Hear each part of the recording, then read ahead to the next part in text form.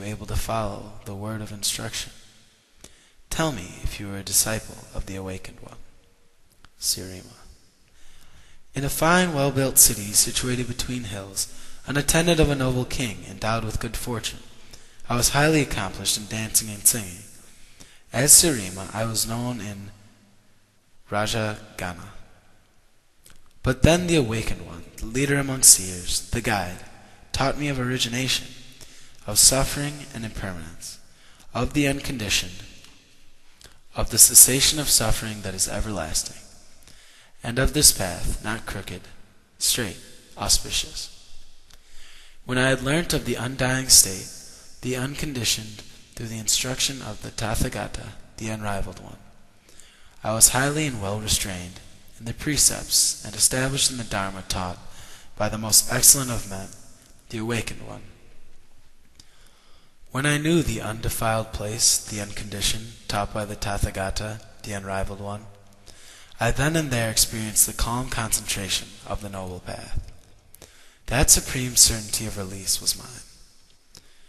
When I gained the distinctive, undying, assured, eminent, impenetrative insight, not doubting, I was revered by many people, and experienced much pleasure and enjoyment.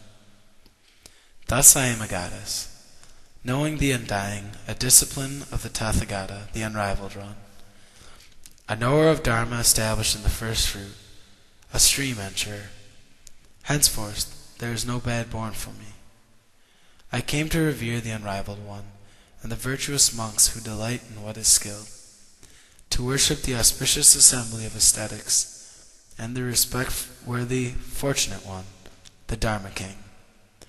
I am joyful and gladdened on seeing the sage, the Tathagata, the outstanding trainer of men, capable of being trained, who has cut off craving, who delights in what is skilled, the guide.